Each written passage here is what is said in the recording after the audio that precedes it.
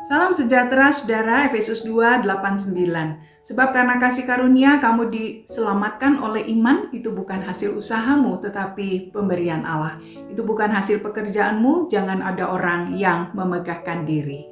Kemarin kita sudah menikmati satu pesan bahwa reformasi telah menjadi akar atau pusat dari semangat kaum Injili.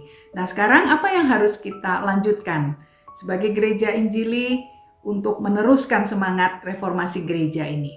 Saudara, yang pertama, marilah kita selalu mengucap syukur untuk kesetiaan Tuhan bagi gerejanya. Di belakang kisah reformasi, Tuhan telah membangkitkan banyak para pemimpin berani seperti Luther, Calvin, Knox, Zwingli yang telah mempertaruhkan nyawa demi Injil yang pada zamannya di tengah-tengah kebobrokan gereja. Di balik semua itu, kita meyakini bahwa Tuhanlah sang pahlawan reformasi yang sejati. Pengorbanan Kristus di atas kayu salib adalah peristiwa yang termulia, termegah, terpenting dalam peradaban sejarah umat manusia. Yang kedua, saudara, jika Tuhan mengerjakan hal yang luar biasa melalui orang-orang biasa, kita pun juga bisa dipakai Tuhan. Luther adalah seorang biarawan, Calvin adalah seorang pendeta, Bunyan adalah seorang penjunan atau tukang pot, dan Carey adalah sebenarnya seorang pembuat sepatu. Mereka adalah pria-pria biasa dari latar belakang yang biasa juga. Namun Tuhan kemudian berkenan memakai mereka untuk membalikkan dunia, membongkar kebobrokan gereja melalui pengajaran dan juga penderitaan mereka. Saudara dan saya pun juga bisa dipakai oleh Tuhan. Kemudian saudara, yang ketiga, marilah kita berjuang mempertahankan otoritas Alkitab.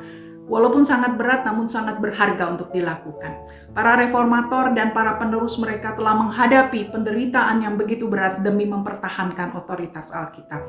Martin Luther bersembunyi dari pihak berwenang selama beberapa tahun di bawah ancaman penangkapan dan kematiannya. Johannes Calvin menggunakan nama fiktif saat ia melarikan diri di pengasingan di seluruh Eropa dari pejabat pemerintah yang ingin menangkapnya. John Bunyan menghabiskan 12 tahun di penjara. Jonathan Edwards bahkan dipecat dari gerejanya. Mereka menghadapi penderitaan dan kesulitan tersebut karena gerakan reformasi yang mereka lakukan di dalam mempertahankan otoritas Alkitab. Penderitaan yang dialami oleh para reformator tersebut mungkin saja akan kembali dialami oleh para murid pada masa sekarang, karena sebenarnya saudara dan saya dipanggil untuk mewarisi semangat reformasi itu, semangat untuk mempertahankan, menjunjung tinggi otoritas Alkitab. Yang keempat, saudara, marilah kita menaruh Injil di tempatnya, karena Injil adalah segalanya. Gerakan reformasi bermuara pada pemulihan kebenaran pengajaran Alkitab bahwa keselamatan itu hanya kasih karunia saja, melalui iman saja, dan hanya di dalam Kristus saja. Kita dibenarkan oleh iman melalui kematian Kristus. Itulah Injil. Tanpa Injil tidak ada pengharapan di dalam kehidupan manusia. Tanpa Injil tidak ada pengharapan bagi kehidupan setelah kematian.